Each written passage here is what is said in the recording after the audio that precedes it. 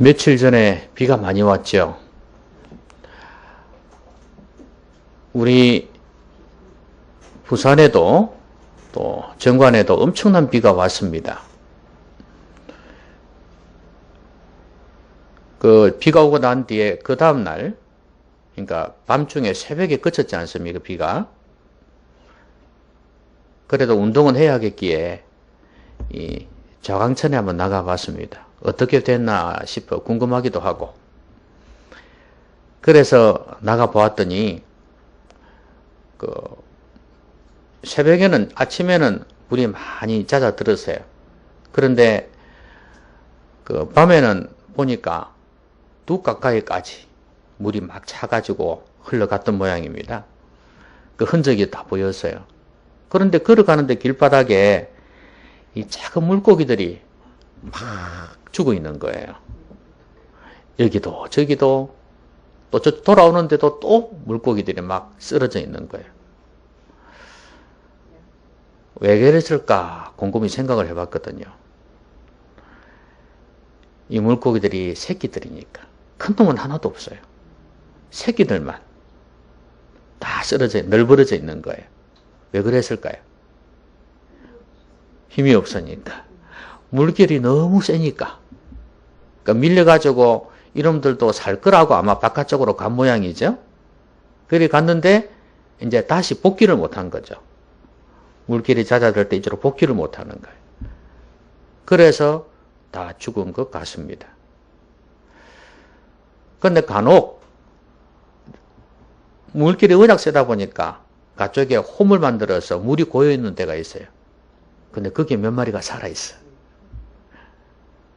그래서 한쪽에 한 마리가 있길래 그걸 주웠다가 이쪽에 갖다 주웠는데 나중에 공사하는 사람들 흙을 다 파묻어가지고 어떻게 됐는지 모르겠어요.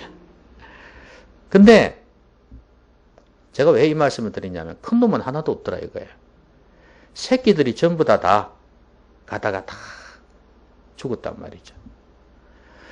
아마 병든 물고기, 죽은 물고기는 벌써 떠내려갔겠죠? 이걸 보면서 건강하고 잘 자란 물고기들은 힘이 있으니까 웬만한 물결은 거슬러 올라가잖아요. 그러니까 죽지 않는 거예요. 힘이 없는 새끼들, 살아는 있어도 힘이 없으니까 그냥 떠내려가는 거예요. 저는 이걸 보면서 많은 생각을 했습니다. 믿음하고 좀 연관을 지어봤어요. 이 물결이 세차게 흘러내려가지 않습니까? 이거는 바로 세상과 똑같다는 거죠. 이 세상의 이 죄악의 물결을 헤치고 나가야 되는데 나가지 못하는 믿음을 가진 사람들이 많다는 거죠. 병든 믿음도 헤치고 못 가요. 죽은 믿음은 더더욱 못 가요. 그런데 살아는 있으나, 생명이 있고 살아있으나 어린 믿음도 역시 헤치고 못 가요. 너무 거세니까 그냥 밀려가더라 이거예요. 그걸 보면서 믿음도 참 종류가, 수준이 다르구나 하는 걸 느끼게 됩니다. 이것뿐이겠습니까? 운동이나 음악이나 모든 면에 있어서도 그렇지 않나요? 다 수준이 있지 않습니까? 아주 높은 수준이 있고 그냥 아마추어 같은 그런 수준도 있고, 노래를 듣든지 아니면 운동하는 걸 보든지 보면은 수준이, 클래스가 다르구나 하는 걸 느끼잖아요. 믿음에 있어서도 그렇다는 생각을 지울 수가 없어요. 여러분들은 어떻습니까? 거대한 세상의 물결이 확 휩쓸려 오는데 거기에 떠밀려 내려가는 사람입니까? 아니면 끄떡없이 그 물길을 거슬러 올라가면서 또 숨을 곳을 찾아서 숨기도 하고 그런 믿음을 가진 사람입니까? 나무로 비유하면 그래요. 거기 보면 나무도 막 많이 밀려 내려와요. 그래도 지금은 그 위에 둑이 안 터져서 그렇지 옛날에는 둑이 터져가 나무도 뿌리째 흔들리고 이런 게 많았거든요. 그런데 나무도 뿌리가 깊고 크면은요 안 떠내려가더라니까. 어중간하게 자라고 작은 것들이 그냥 물기에 그냥 확 떠내려가요. 뿌리 깊은 나무, 뿌리 깊은 믿음. 이런 믿음은 흔들리지 않아요.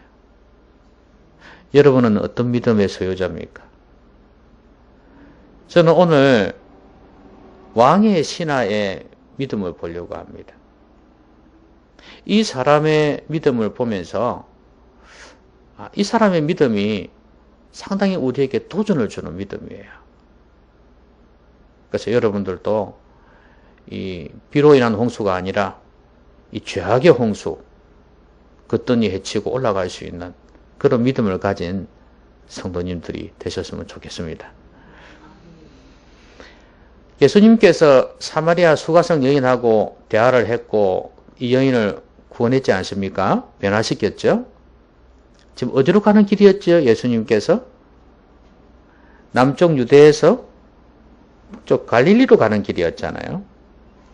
이제 드디어 일 마쳤으니까 사마리아를 통과해서 이제 갈릴리로 오신 거예요. 근데 그 중에는 예수님을 환영하는 사람들이 많아요. 갈릴리는 예수님의 고향이거든요. 갈릴리 지역이. 그러니까 나사렛하고 다 옆에 있으니까. 근데 사람들이 환영을 하는 거예요. 왜 그런가 싶었더니 예수님께서 예루살렘에 계실 때 거기에서 행한 기적 같은 걸 많이 보신 거예요. 그 말씀하신 거, 그 권위, 또 성전에 막 청결했던 그 사건이 있지 않습니까? 뒤집어 엎으시고 했던 그런 권위들, 기적들, 이런 걸 사람들이 본 거예요. 갈릴리 사람 중에 거기에서 본 사람들이 이제 다시 돌아와가지고 예수님의 소문을 듣고 또 보고 그래서 막 몰려든 거예요. 그런데 그 중에 어떤 사람이 있었냐면 왕의 신하가 한 명이 왔습니다. 이 사람은 가버나움에 있었는데 이 사람이 예수님의 소문을 들은 거예요. 갈릴리로 오셨다. 그걸 듣고 뛰어온 것입니다. 아주 급했어요. 이 왕의 신하가 어떤 일이 있었냐면 자기 아들이 죽을 병에 걸린 거예요. 죽게 되었다 그랬거든요. 그래서 예수님께 와서 제발 우리 아들이 움직일 수 없어가지고 여기로 오지를 못하니까 제발 좀 가버나움에 내려가시자고. 그래 오셔갖고 우리 아들 좀 고쳐주세요. 이렇게 부탁을 한 거예요. 여러분 이 사람의 심정을 이해를 하겠습니까? 아내도 아니고 아들입니다. 여러분 아내가 아프면 마음이 더 힘들까요? 아들이 아프면 더 힘들까요?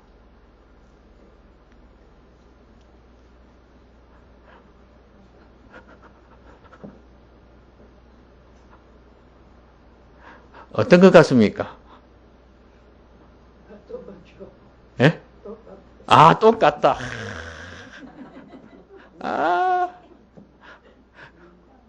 옆으로 살짝 쳐다보시면서 하신 말씀 아니었나요?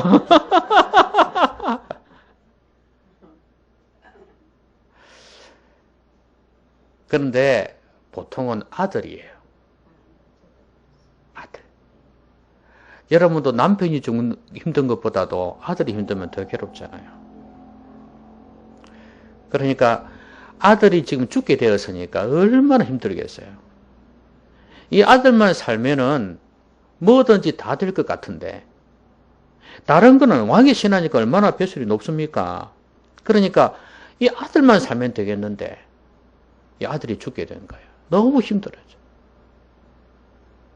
그래서 이 사람이 자존심이고 뭐가 없잖아요, 지금. 그거 좀 따질 때가 아니잖아요.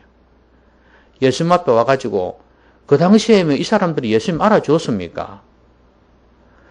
근데 이 사람은 지금 너무 간절하니까 예수님 앞에 겸손하게 고개를 숙인 거예요. 나도 좀 고쳐주십시오. 만약에 이 아들이 아프지 않으면 이 사람이 예수님 앞에 와서 고개 숙이겠습니까? 이거 천만의 말씀이에요. 아주 우습게 여기지. 여러분 성도들이나 세상 사람들이 그래요. 목사 우습게 여깁니다. 그런데 내 아들이 내 자녀가 아프다 무슨 문제가 생겼다 그러면 간절해지면요. 목사님 앞에 와가지고 제발 좀 기도해 달라고 간절히 간청을 합니다. 똑같은 거예요.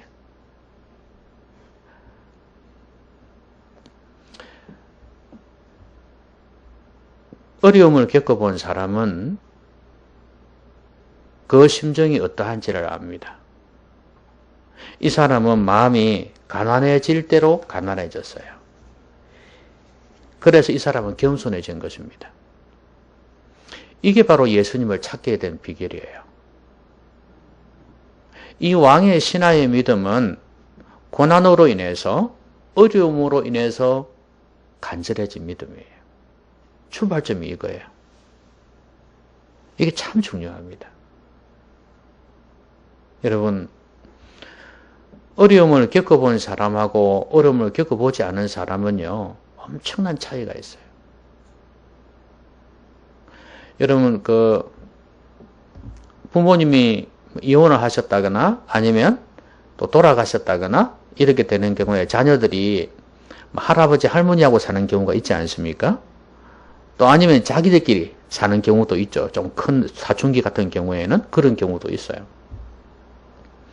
이런 애들 보면 철이 빨리 들어요. 왜냐하면 아픔을 하니까. 그 어려움을, 아픔을 겪어봤기 때문에 내가 어떻게 살아야 되겠다는 걸 빨리 깨달아요. 근데 부모님이 해주는 거 그대로 다 그냥 받아먹고 사는 아이들은 철이 없어요. 뭘 해야 될지를 몰라. 저는 이게 참 중요하다고 생각해요. 어떤 사람들은 그걸 부정적으로 볼 수도 있을 거예요. 아유, 애가 애 같아야지. 너무 어른스러워서 싫다. 이렇게 말하는 경우 있잖아요. 물론 그런 면이 없지 않아 있어요. 너무 지나치게 그런 것 같은 느낌을 주는 애들이 있을 수 있죠. 그렇지만 철이 빨리 든다는 거, 이건 참 소중한 경험이고 자산입니다. 꼭 아이들뿐만이 아니라 어른들도 그렇지 않습니까? 자기 집에 선천적이든 아니면 후천적이든 장애가 있으면 자녀 중에서, 가족 중에서, 그러면 절대 교만하지 않습니다. 늘 그걸 가슴에 품고 살아요. 다른 사람 앞에서 잘난 척도 하질 않아요. 늘 아파요. 마음이 아파. 그런데 이 장애뿐만 아니라 질병도 마찬가지 아니에요. 누가 가족이 암에 걸렸다 이런 거. 그러면 역시 마찬가지예요. 겸손해져요. 그것뿐만 아니라 부도가 난다, 경제적으로 타격이 오는 경우 있잖아요. 사업이 망한다든지 아니면 실직을 한다든지 이런 경우에 경제적으로 힘든 경우도 마찬가지예요. 엄청난 어려움들을 다 겪은 사람들이에요. 이런 사람들은 마음이 겸손해질 가능성이 많아요. 그걸 겪어본 사람은 그런 사람을 이해를 해요. 이혼을 해본 사람은 이혼한 사람을 이해를 해요. 그 아픔을 알아요. 혼자 사는 사람은 혼자 사는 사람의 마음을 누구보다 잘 알고요. 그래서 이 사람은 이 어려움들을 겪어봤기 때문에 낮아질 대로 낮아진 것입니다. 저는 어찌 보면 실패라면 실패라고 할 수도 있고, 인생에 있어서 어려움이 고난인데, 이것은 한 사람의 인생에 있어서 엄청난 보탬이 된다고 생각합니다. 특별히 영적인 면에서 하나님을 찾는 데 있어서 엄청나게 도움이 된다고 생각합니다. 물론 믿음 없는 사람은 고난이 와도 하나님 원망하고 막 삐죽삐죽 그럴 수도 있어요. 그러나 하나님께서 택하신 백성은 고난과 어려움 속에서 하나님을 더 찾고 믿음으로 살려고 애를 씁니다. 하나님께 간청한다 그 말이에요. 하나님 의지한다 그 말이에요. 진심으로 내 마음을 다해서 의지합니다. 당신 외에는 방법이 없습니다. 이거죠. 근데 만약에 이 사람이 다른 의사라든지 다른 도움을 받아서 나을 가능성이 있다면 예수님 찾아오겠습니까? 안 옵니다. 이 사람은 다른 가능성을 다 내려놓은 거예요. 안 된다. 당신밖에 없다. 예수 당신밖에 없다. 이거예요. 우리의 삶 속에서도 어려움이 있을 때 주님만이 나의 도움이 된다고 생각할 때는 진짜 간절해집니다. 우리의 믿음이 이런 믿음이 되어야 돼요. 네? 네, 주님만 찾는 그런 믿음. 자, 이 사람이 와서 간청을 하니까 예수님께서 좀 책망 비슷한 말씀을 하셨어요. 너희들은 기적을 보지 않으면, 표적과 기사를 보지 못하면 도무지 믿지 않는구나. 이렇게 말씀하셨어요.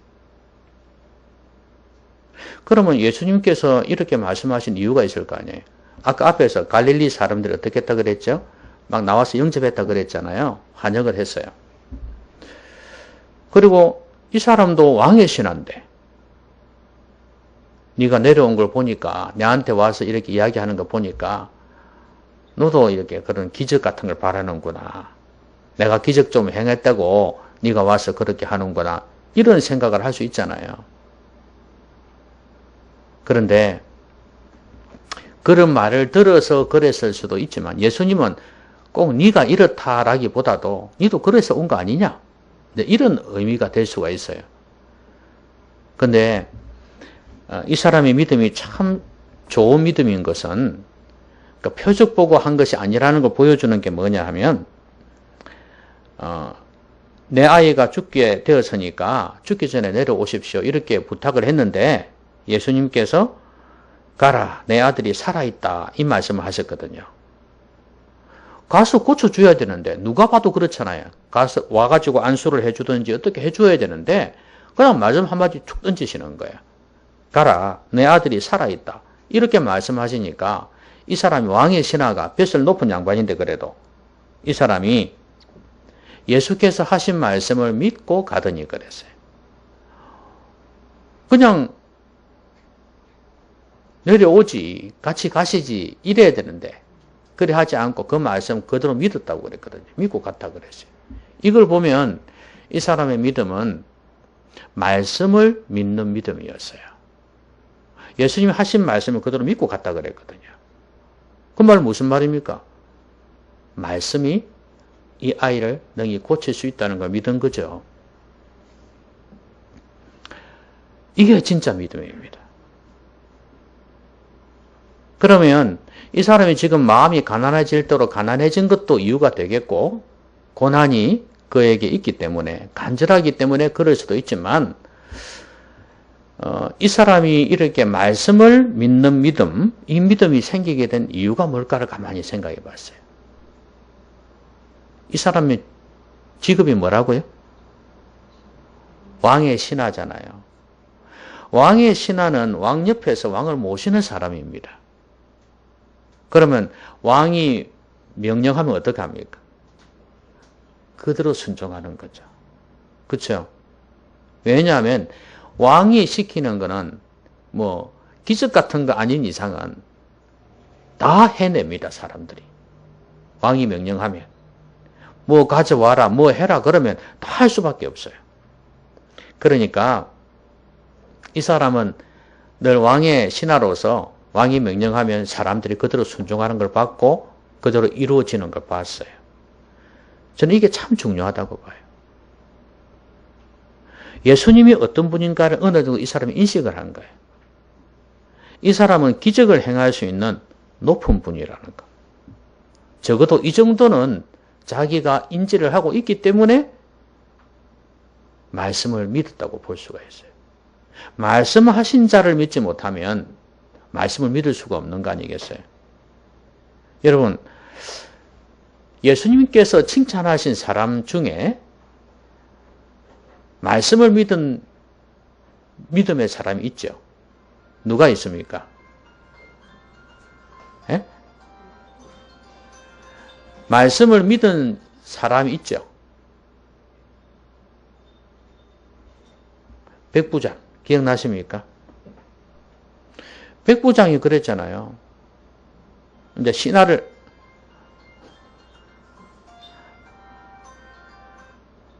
신하를 보내가지고, 그죠? 예수님이 자기 종의 아들이, 자기 종이 지금 병들어가지고 죽게 되었다고 그러면서 내려와서 고쳐달라고 신하를 보내서 이렇게 부탁을 한 거예요.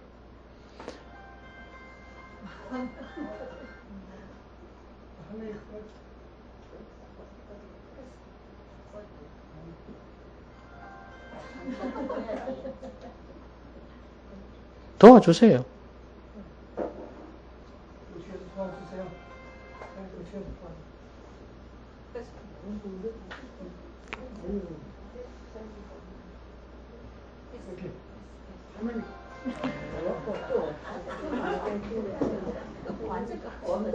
진동을 해놔. 안 꺼냈어. 완전히 꺼버려.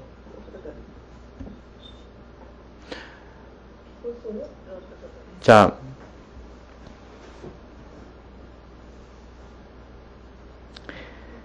이 백부장이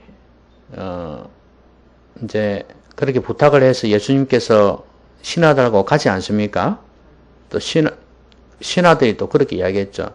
이 백부장은 로마 군인이지만 우리 유대민족을 위해서 진짜 많은 일을 했습니다. 그러면서 설득을 시켰어요. 그래서 예수님이 그래. 그러면서 어쨌든 이제 같이 가신 거예요. 가다가 집에 가까이 왔을 때 또 신하를 보내갖고 뭐라고 말씀했냐 하면 백부장이 들어오지 마라. 에? 내가 군인 아니냐 이거지. 그래서 내 위에도 상사가 있고 내 밑에도 부하가 있다. 그런데 가라 하면 가고 오라 하면 온다. 에? 그러면서 예수님 보고 그 말씀 하셨거든. 우리 집에 들어오면 내가 감당치 못하겠다. 말씀만 하십시오. 이랬거든요. 그 예수님께서 그 신하의 종을, 백부장의 종을 낫게 해주셨고, 칭찬을 하셨어요. 이만한 믿음 본 적이 없다. 그랬거든. 여러분, 이 사람도 진짜 말씀을 믿는 믿음 아닙니까? 그러니까 주님 말씀 한마디 하시면 된다, 이거예요. 그거는 주님에 대한 신앙이거든요. 그러면 이 사람이 왜 이런 신앙을 가지게 되었는가? 자기 생활 속에서 체득이 된 거예요. 군인이잖아요. 에? 봤단 말이죠. 위에서 명령하면 밑에 사람은 순종하고, 내가 명령하면 내 아래 사람이 순종하더라 이거예요. 왕의 신하도 마찬가지다 그 말이에요. 생활 속에서 체득이 된 거예요. 그 영적인 원리를 캐치를 한 거예요. 그래서 하나님의 말씀을 그대로 믿을 수 있었던 것입니다. 여러분, 우리가 어떤 믿음을 가져야 되냐 하면 이런 믿음을 가져야 합니다. 말씀을 믿는 믿음. 이 왕의 신하처럼 말씀하시는 그대로 될 줄로 믿는 믿음.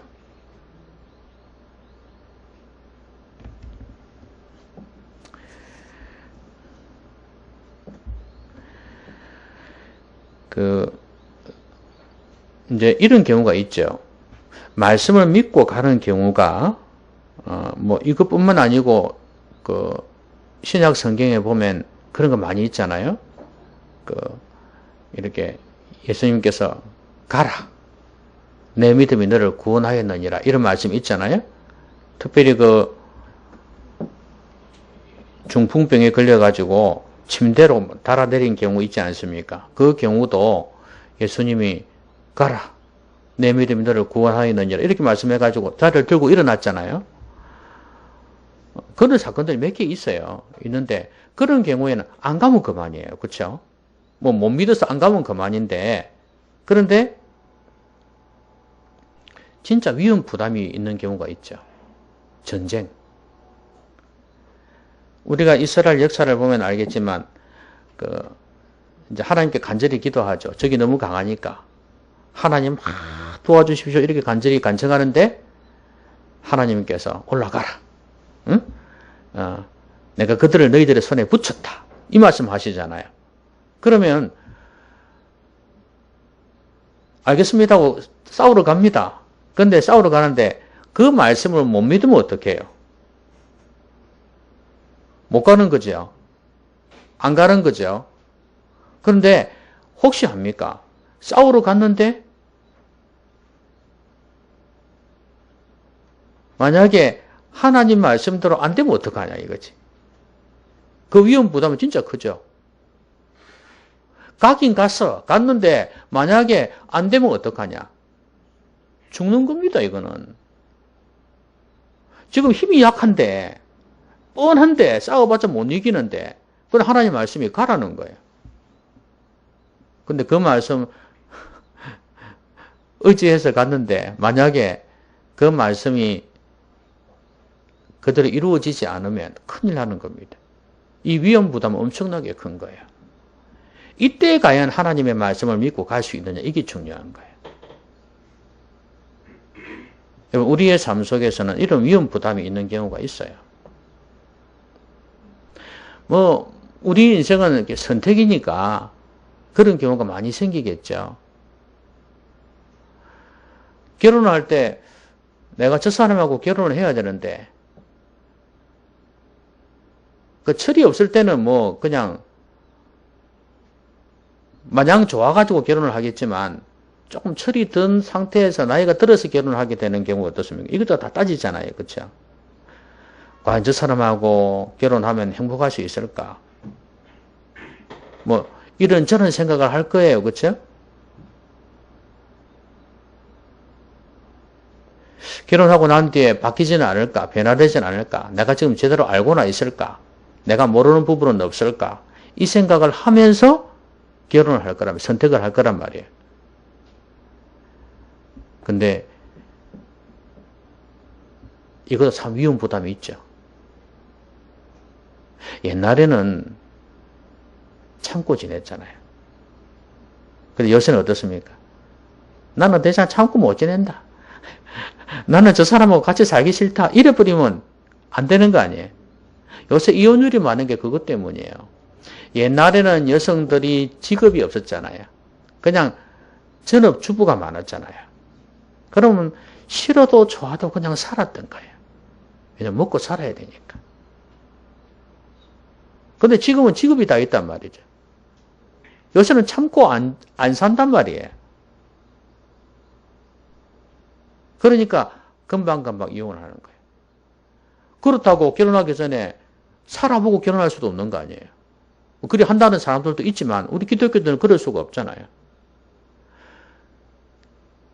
결혼식을 하고 난 뒤에 살아보면서 알아가는 거거든. 그 전에 몇 년을 사귀든 다 알 수가 없잖아요. 또 다 숨기기도 하고. 근데 막상 다 결혼해보니까 아니더라 이거지. 너무 힘들더라 이거지. 결국은 이 결혼조차도 하나의 선택이에요. 그래서 빼도 박도 못하는 경우가 생기는 경우가 많습니다. 그래서 하나님께 물어봐야 되겠죠. 이 사람 맞나요? 물어봐야 되는 거예요. 그럼 하나님께서 맞다 하셔도 그 말씀을 못 믿으면 두렵죠. 아까 말씀한 대로 얼마나 인생이 두려움이 많습니까? 사람을 잘 모르는데. 하나님이 맞다 하셔도 마음에 안 드는 부분이 있지 않겠습니까? 그래도 하나님께서 맞다 하면은 그냥 믿고 가야 되는 거거든. 이처럼 우리에게는 위험 부담을 안고 가야 되는 경우가 많습니다. 여러 가지가 있어요. 그렇지만 중요한 건 하나님의 말씀에 순종하는 거예요. 그냥 하나님 말씀 인정하고 하나님을 믿고 순종하는 거예요. 그 길밖에 없어요. 이런 믿음이라야 우리가 이 세상을 헤치고 나갑니다. 그렇지 않으면 이 세상의 가치관도 얼마나 많고 관점도 얼마나 다릅니까? 그렇죠? 네 생각, 내 생각 얼마나 많아요. 살아가는 방식도 너무 다양하고 우리가 어떻게 살아야 될까요? 하나님 말씀에 순종하며 사는 것밖에 없어요. 말씀 믿고 가십시오. 말씀 믿고 사십시오. 그 길밖에 없습니다. 자, 그런데 이제 예수님이 내 아이가 살았다 그러니까 이 사람이 이제 내려가잖아요. 그렇죠? 가버나움으로 가는 중입니다. 가는데 오다가 누구를 만났습니까? 종들을 만났죠. 만났는데 그 종들이 뭐라 그랬습니까? 아이가 살았다는 거야. 아이가 안 죽었다. 죽을 줄 알았는데 안 죽었다 이거야. 죽을 뻔했는데. 그래서 야 그때가 언젠데 물어봤더니 예수님이 말씀하시는 그 시각이라. 아 맞네. 그래가지고 이 사람하고 온 가족이 온 집안이 다 믿었다 그랬죠. 이걸 보면 여러분 어떤 생각이 듭니까? 아니 아까 믿은 거는 그럼 가짜였어? 예수님이 그 말씀하신 때라는 걸 알게 됐고 그럼 예수님이 고치셨다는 거 안 거 아니에요? 그럼 이것도 표적 보고 믿은 거 아니냐? 이래 생각할 수 있잖아요. 이제 다 나왔으니까 예수님 하신 거 맞네? 그러니까 자기하고 온 집안이 다 믿었다 그랬거든요. 그런데 이거는요. 그렇게 보면 안 되는 게 이거는 표적을 본 믿음이 아니에요. 여러분 표적을 본 믿음은 뭡니까? 지금 예수님이 하신 말씀이 있잖아요. 이 표적만 보고 믿는 믿음도 있거든요. 그런데 이 사람에게 있어서는 그 믿음이 아니에요. 그러니까 표적을 보는 믿음은 뭐냐면 결과를 보는 믿음이거든요. 그렇죠? 예수님께서 병을 고쳐주셨다. 죽은 자를 살리셨다. 그렇죠? 예, 기적이 일어났다. 이 결과를 보고 믿는 거란 말이죠. 맞나요? 이게 표적 보고 믿는 믿음 아니에요. 그런데 이 사람의 경우에는 그게 아니라 그 표적이 나타났죠. 결과가 나타났잖아요. 나타났지만 이 사람은 자신이 전에 말씀을 믿은 믿음을 더 강화시켜주는 역할을 했었어요. 그래야 되는 거예요. 우리에게 그런 결과가 하나님이 역사하셔서 나타나는 결과가 없을 수가 없죠. 있어야죠, 당연히. 그런데 우리가 말씀을 믿는 믿음을 보충해주는 역할, 이걸 완전하게 하는 역할을 해준다. 표적을 믿는 믿음이 아니에요, 이거는. 결과만 믿는 믿음이 표적을 믿는 믿음이에요. 그러니까 우리의 삶 속에서 그렇게 실제로 하나님께서 일하시는 걸 경험하는 겁니다. 그러면서 말씀이 그대로 이루어지는 것을 확인하는 거다. 이런 믿음이 있을 때 우리의 믿음이 더 돈독해질 수 있다는 걸 보여주는 겁니다.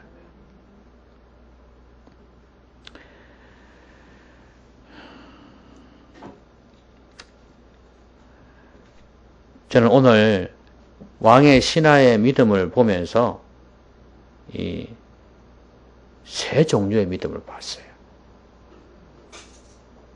근데 이 믿음은 바른 믿음이었어요. 이 믿음은 그 자신에게 당한 그 어려움들을 능히 헤쳐나갈 수 있는 그런 믿음이에요. 자,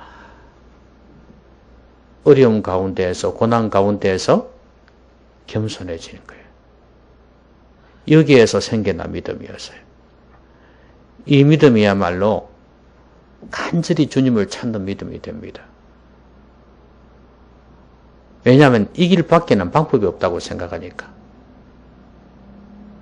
여러분, 고난과 어려움이 있을 때 그 속에서 하나님을 더 간절히 찾으십시오. 다른 방법을 찾으려고 하지 말고 하나님만을 찾으십시오. 이 사람은 그랬어요. 얼마나 간절했던지, 얼마나 힘들었던지 겸손하게 납작 엎드렸어요. 그런 믿음이 우리 가운데 있어야 합니다. 여러분도 이제 고난을 바라볼 때, 여러분 가운데 어려움들이 있을 때 그것을 좀 깊이 마음으로 좀 바라보십시오. 그래서 하나님을 가까이 할 수 있는 그런 계기가 되었으면 좋겠어요. 그 다음에 말씀을 믿는 믿음이었어요. 삶 속에서 영적인 원리를 발견하고 그래서 더 굳건해진 믿음이었는데 하나님께서 말씀하신 것을, 주님께서 말씀하신 것을 믿었다는 것은 주님에 대한 신뢰가 있었기 때문에 그랬습니다. 그래서 우리의 삶 속에서도 주님의 말씀을 믿을 수 있는, 그러니까 어떤 결과를 바라보면서 믿는 게 아니고 이 말씀 그대로를 믿을 수 있는 그런 사람들이 되어야 되겠다. 그 간증이란 것도 결국 그거 아니에요. 간증을 듣고 믿는다는 것도 어찌 보면 표적을 보고 믿는 믿음이에요. 그래서 여러분들은 간증도 좋아하시고 그렇지만 하나님 말씀을 통해서 믿음을 가지셨으면 좋겠어요. 그 믿음이라야 흔들리지 않는 믿음이 되는 겁니다. 백부장처럼 이 왕의 신하처럼 말씀을 믿는 믿음. 그 다음에 결과를 그 기적 같은 역사는 내 살아있는 믿음을 보충해주는 역할이 되어져야 됩니다. 표적을 믿는 믿음이 되어서는 안 된다. 하나님이 해주신 그 결과 있지 않습니까? 그것만 보고 주님 따라가는 믿음이 되어서는 안 된단 말이에요. 하나님의 살아계심을 내가 체험해야 돼요. 내가 체험하고 주님에 대한 신뢰를 가지고 있어야 되지, 너희들 표적 보고 오는구나 이 말씀은 뭐냐면 자신 안에 있는 믿음이 아니라 자신이 경험한 게 아니라 다른 사람이 경험한 것을 보고 나도 한번 와봐야 되겠구나 이렇게 생각한 거란 말이죠. 그런 믿음 오래 가지를 못합니다. 늘 흔들려요. 그래서 내가 주님을 믿고 내가 경험한 그런 신앙이 되어야 된다는 거예요. 그럴 때 뿌리 깊은 나무처럼 흔들리지 않습니다. 여러분 모두가 이런 믿음을 소유하셔서 이 험한 세상에서 넉넉히 헤치고 나가고 주님의 살아계심을 체험하면서 살아가시기를 바랍니다. 기도하십시다. 말씀 생각하면서 같이 한번 기도하겠습니다.